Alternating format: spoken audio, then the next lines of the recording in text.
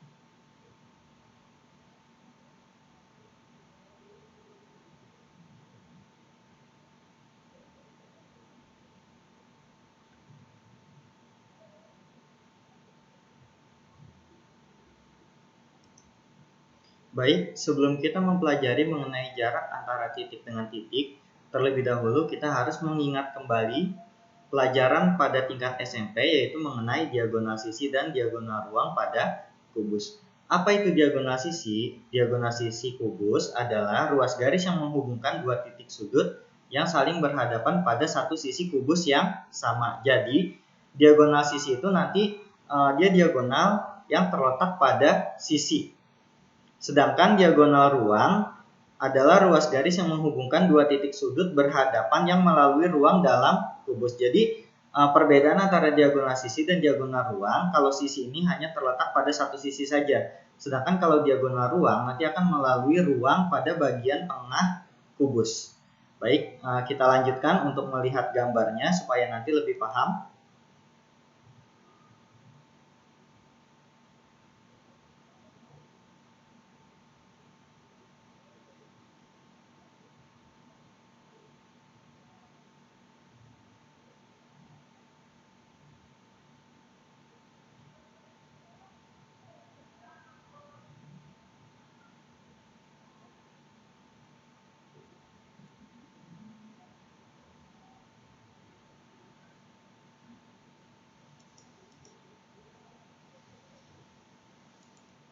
Baik, kita perhatikan di sini ada kubus ABCD, EF, GH.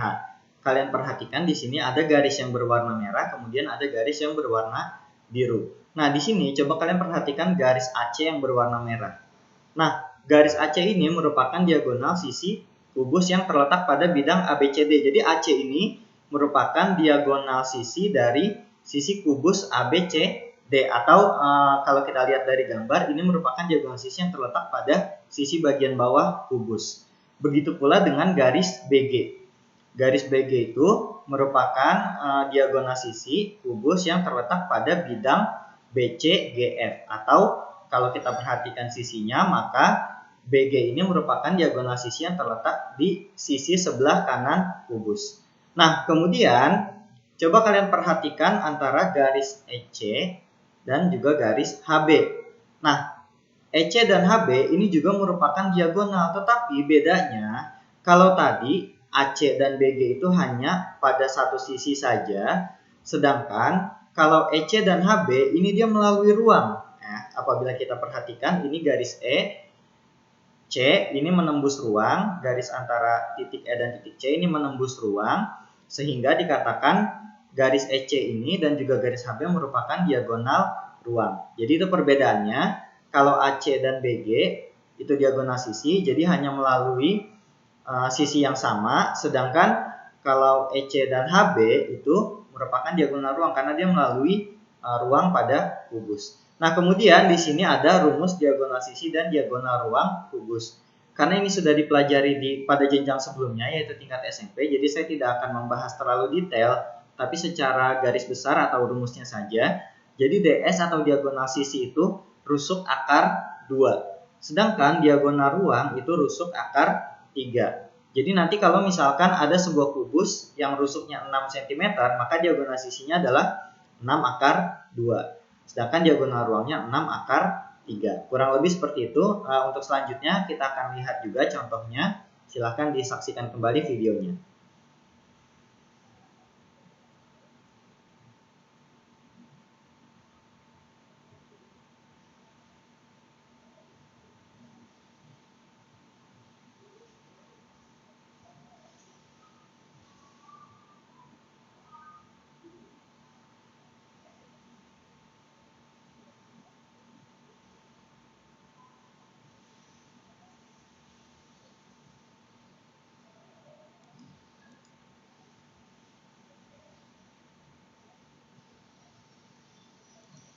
Baik, kita lihat di sini soalnya adalah diketahui kubus ABCDFGH memiliki panjang sisi atau panjang rusuk 10 cm.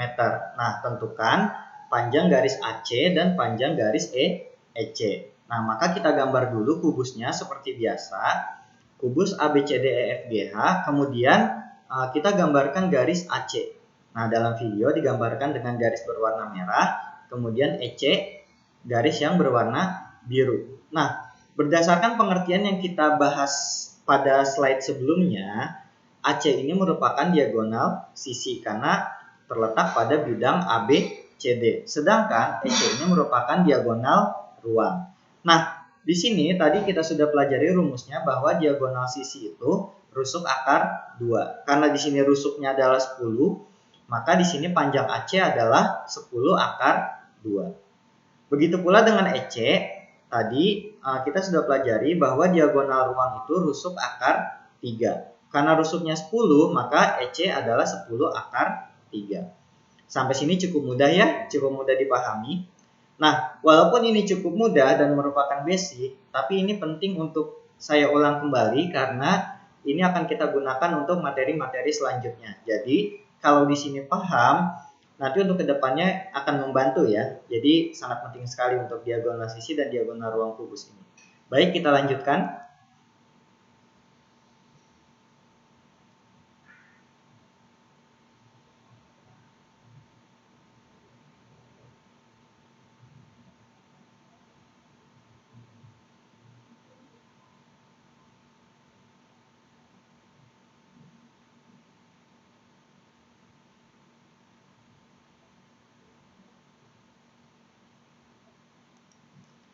Oke, sekarang kita akan mulai masuk ke materi jarak antara titik dengan titik pada ruang.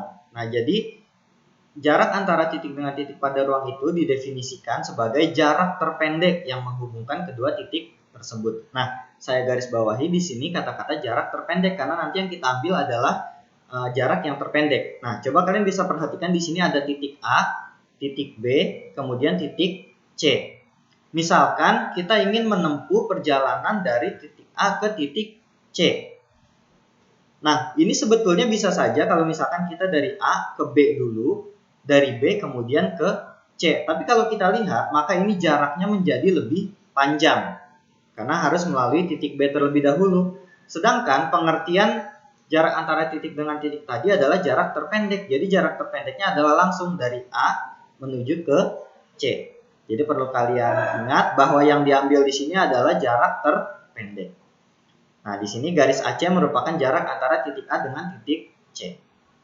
Oke, kita lanjutkan.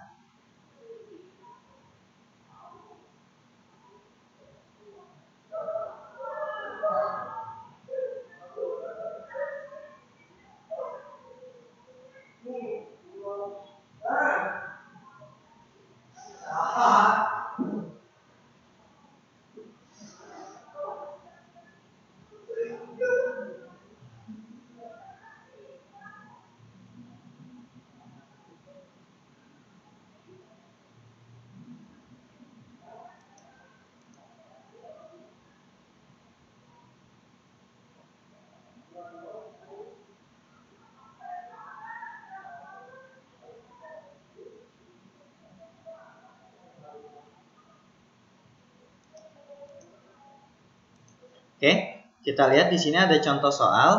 Diketahui kubus ABCDFGH memiliki panjang rusuk 6 cm. Jika titik P merupakan titik tengah rusuk FB, tentukan jarak antara titik A dengan titik P. Nah, seperti biasa kita gambar dulu kubusnya ABCDFGH. Nah, kemudian di sini titik P merupakan titik tengah FB. Berarti titik P ini ada di bagian tengah dari rusuk FB. Atau di sini digambarkan dengan titik berwarna oranye. Nah, kemudian di sini karena yang ditanya adalah jarak antara titik A dengan P, maka kita buat garis langsung dari titik A menuju ke titik P. Seperti pengertian yang sebelumnya bahwa jarak antara titik dengan titik itu kita ambil jarak yang terpendek. Bisa saja kalau kita mau ke B dulu baru ke P, tapi ini membutuhkan jarak yang cukup panjang. Jadi kita mengikuti definisinya, maka kita ambil jarak terpendek yaitu dari A langsung ke P. Kemudian kalian perhatikan di sini segitiga A, B, P. Ini merupakan segitiga siku-siku yang siku-siku di titik B. Nah, apabila segitiga ini kita lepas atau kita gambar ulang di sini, maka menjadi seperti ini segitiganya. Segitiga A, B, P, siku-siku di B. Nah, kemudian di sini kalau kita perhatikan AB ini merupakan rusuk kubus. Kalau kita perhatikan di kubusnya ya, AB ini merupakan rusuk. Maka panjang AB adalah 6 cm. Sudah diketahui di soal ya. Kemudian kita cari BP atau PB. Nah, karena P ini terletak di tengah-tengah, maka sebetulnya jarak antara B ke P itu sama dengan setengah dari B ke F. Ya, jadi kalau dari B ke F itu full, maka dari B ke P itu setengahnya.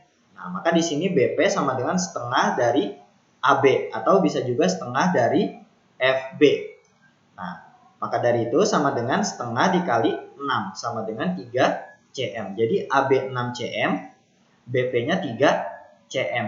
Kemudian selanjutnya adalah kita mencari jarak antara titik A ke titik P. Maka kita akan menggunakan konsep teorema Pythagoras yang sebelumnya sudah kalian rangkum di pertemuan sebelumnya. Nah, di sini AP, karena kita mau mencari sisi miring, maka nanti jadinya ditambah ya untuk sisi-sisi penyikunya, kuadrat dari sisi-sisi penyiku. Nah, jadi AP sama dengan akar AB kuadrat ditambah BP kuadrat. Nah, ini sama dengan akar AB-nya tadi 6, maka jadi 6 kuadrat ditambah BP-nya 3, jadi 3 kuadrat. 6 kuadrat sama aja 6 kali 6, maka jadi 36. 3 kuadrat itu sama aja 3 kali 3 sehingga menjadi 9. Nah, 36 ditambah 9 sama dengan 45. Jadi AP-nya adalah akar 45. Akan tetapi akar 45 ini masih bisa kita sederhanakan. Nah, 45 itu sama aja 9 dikali 5. Nah, 9 bisa kita akarkan menjadi 3. Sedangkan 5 tidak bisa kita akar sehingga tetap di dalam akar. Jadinya 3 akar 5. Baik, kita lanjutkan.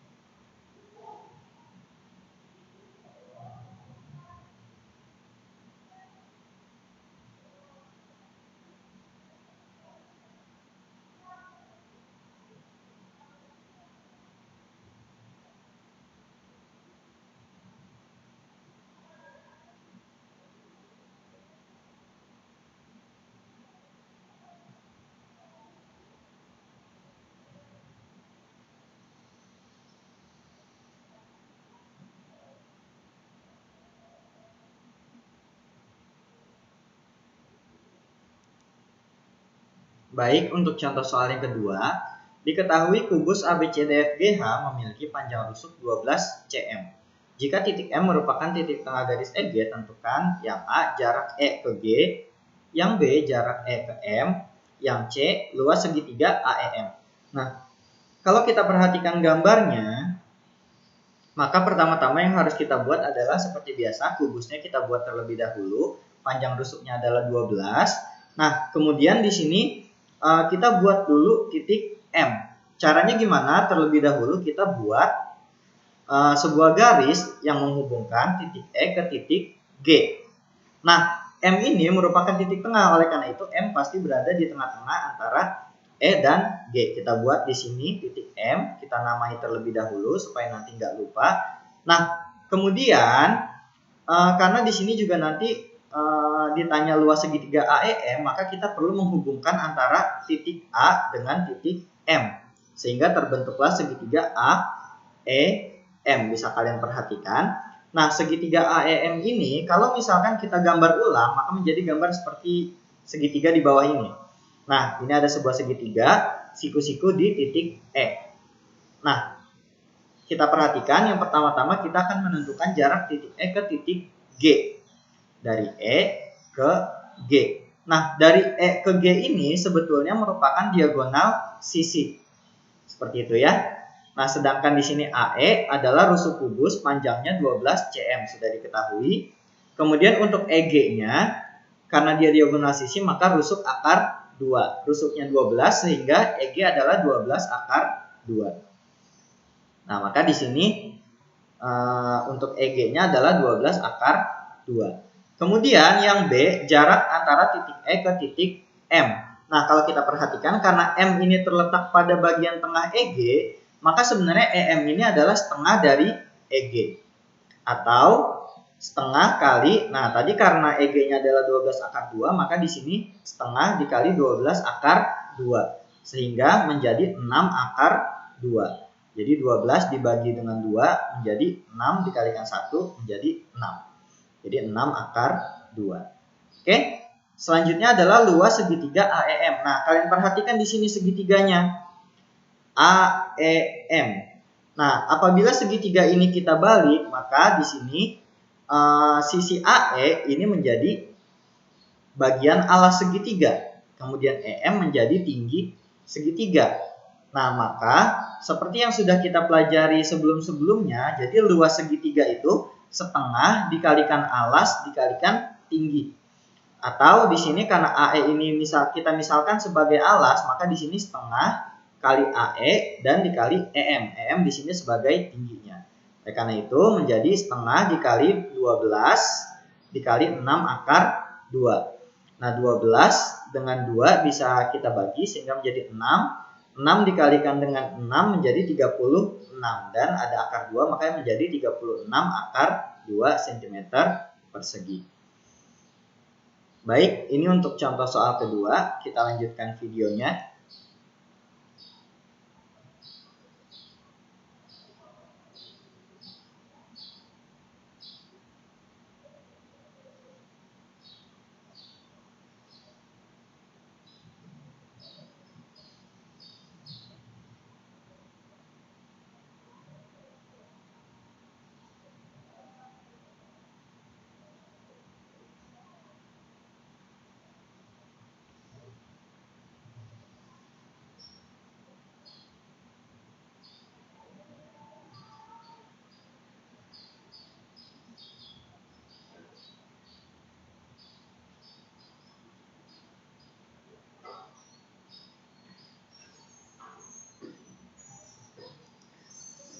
Baik, contoh soal yang ketiga, sebuah ruangan berbentuk balok dengan ukuran 6 meter kali 6 meter kali 4 meter.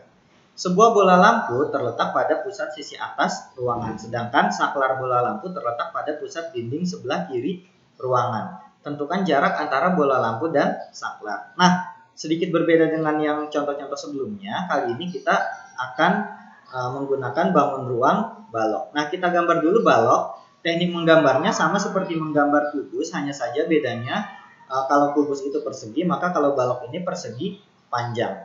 Nah, kemudian ukurannya 6 kali 6 kali 4. 6 yang paling depan adalah panjang, kemudian yang tengah adalah lebar, dan yang belakang adalah tinggi. Oleh karena itu kalau kita gambarkan di sini panjangnya 6, lebarnya 6, tingginya 4. Nah, kemudian di sini sebuah bola lampu terletak pada pusat sisi atas ruangan. Nah, misalkan di sini kita buat pada bagian pusat, pada bagian tengah-tengah sisi atas ini terdapat sebuah titik. Kemudian kita beri nama L untuk menyimbolkan dari lampu. Kemudian kita lihat di sini Sedangkan saklar bola lampu terletak pada pusat dinding sebelah kiri ruangan. Jadi ini dinding sebelah kiri, pada bagian pusatnya tengah-tengahnya terdapat sebuah titik yang kita beri nama S atau singkatan dari saklar. Nah, jarak antara saklar dengan lampu sesuai dengan pengertian yang kita bahas di awal, kita ambil jarak terpendeknya, artinya langsung dari S ke L. Akan tetapi untuk mempermudah perhitungan, maka kita buat satu titik di bagian tengah, kita namakan saja titik O.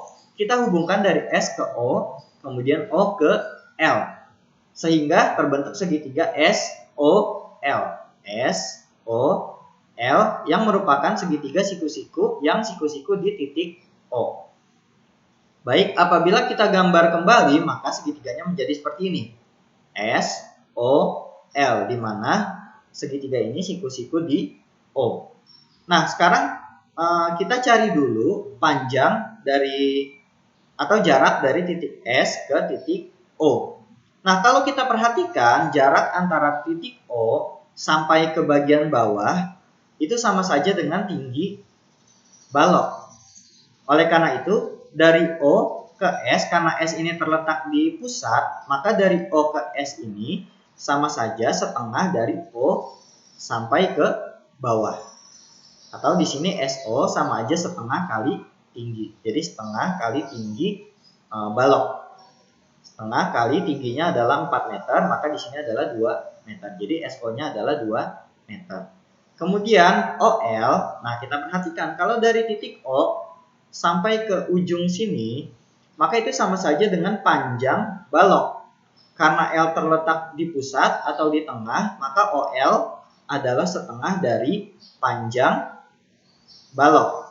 Nah, di sini OL sama dengan setengah kali panjang. Nah, dalam hal ini panjang balok sama dengan setengah dikali 6 sama dengan 3 meter.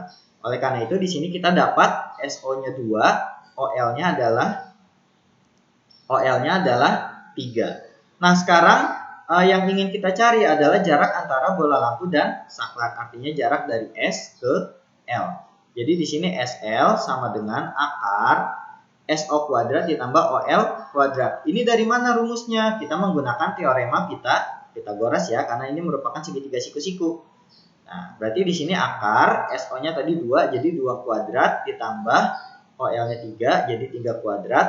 2 kuadrat sama dengan 4, 3 kuadrat sama dengan 9. Nah, di sini akar 4 tambah 9 sama dengan akar 13. Nah, karena 13 ini prima, maka kita tidak bisa pecah lagi. Jadi jarak antara saklar dengan lampu adalah akar 13 meter. Nah, akar 13 ini kalau kita hitung dengan menggunakan kalkulator, ini sekitar 3 koma ya, 3 koma sekian-sekian, bisa dicoba nanti di kalkulator. Jadi jarak antara saklar dan lampu adalah kurang lebih 3 koma sekian meter ya. Seperti itu. Oke, kita lanjut.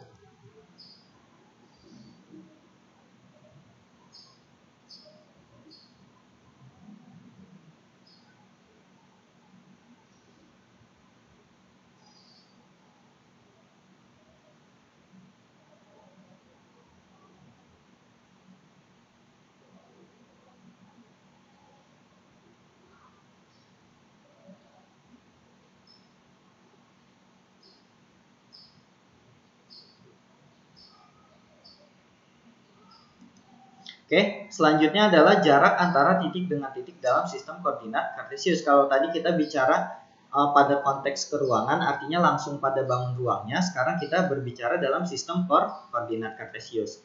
Seperti sudah kita pelajari bahwa koordinat kartesius itu terdiri dari sumbu-sumbu, ada sumbu X dan sumbu Y kalau pada dimensi 2 atau R2.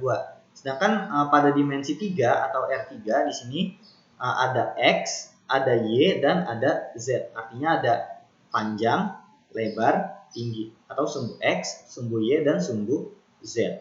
Seperti itu. Nah, di sini misalkan terdapat titik A dengan koordinat X1, Y1, Z1. Dan titik B dengan koordinat X2, Y2, Z2. Maka jarak antara titik A dan B adalah, nah di sini AB sama dengan akar X2 dikurangi X1 kuadrat. X2 dikurangi X1 kuadrat ditambah Y2 dikurangi Y1 kuadrat ditambah Z2 dikurangi Z1 kuadrat.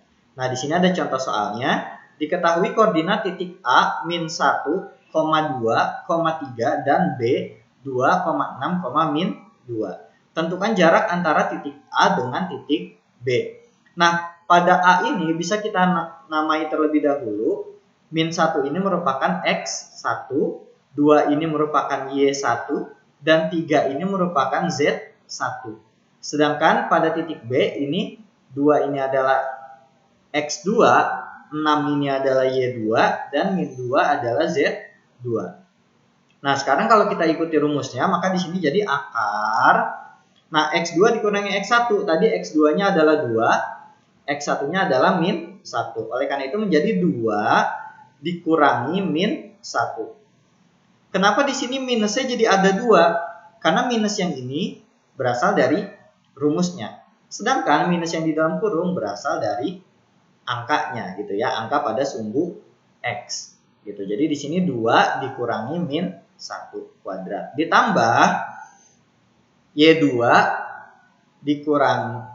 dikurangi Y1. Nah, Y2-nya adalah 6, Y1-nya adalah 2. Maka di sini jadinya 6 dikurangi 2 pangkat 2. Ditambah Z2 dikurangi Z1. Di sini berarti min 2 dikurangi 3 kuadrat. Nah, sekarang tinggal kita hitung di sini minus ketemu minus jadi plus. Di sini berarti jadinya 2 ditambah 1. 2 tambah 1 3, kita kuadratkan jadi 9. Nah, kemudian yang ini 6 dikurangi 2 sama dengan 4. 4 kita kuadratkan jadi 16. Kemudian yang ini minus 2 minus 3. Nah, di sini perlu kalian perhatikan, kamu punya hutang 2, kemudian hutang lagi 3. Maka hutangnya jadi bertambah ya. Jadi min 5 dikuadratkan. Nah, min 5 kali min 5, min kali min jadi plus. 5 kali 5 jadi 25. Oleh karena itu di sini panjang AB-nya adalah akar 9 ditambah 16 ditambah 25. Nah, setelah kita total maka menjadi akar 50. Nah, akar 50 ini bisa kita pecah jadi 2 dikali 25. 25 kita akarkan menjadi 5. Sedangkan 2 tidak bisa kita akar, maka tetap di dalam akar. Jadinya di sini jarak antara titik A dan B dalam koordinat adalah 5 akar 2.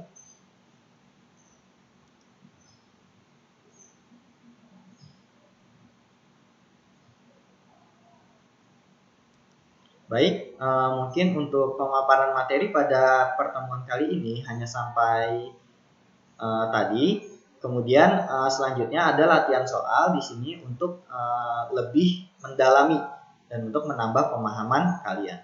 Baik, bisa disaksikan, kemudian nanti bisa dicoba dikerjakan untuk latihan-latihan soalnya.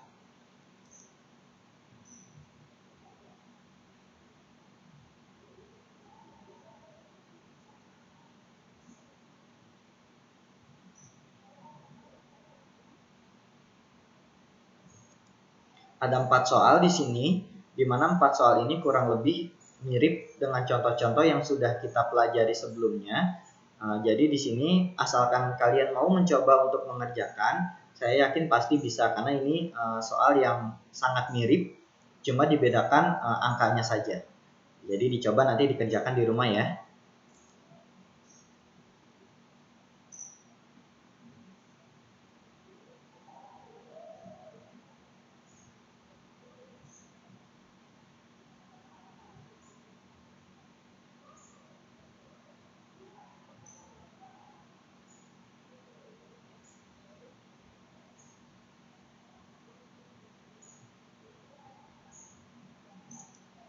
Baik, untuk pertemuan kali ini hanya sampai sini. Silahkan dipelajari, kemudian dicoba latihan-latihan soalnya di rumah supaya kalian lebih paham. Hanya sampai sini saja. Apabila ada kesalahan, kurang lebihnya saya mohon maaf. Untuk pertemuan selanjutnya maka kita akan saksikan di video selanjutnya. See you on the next video. Wassalamualaikum warahmatullahi wabarakatuh.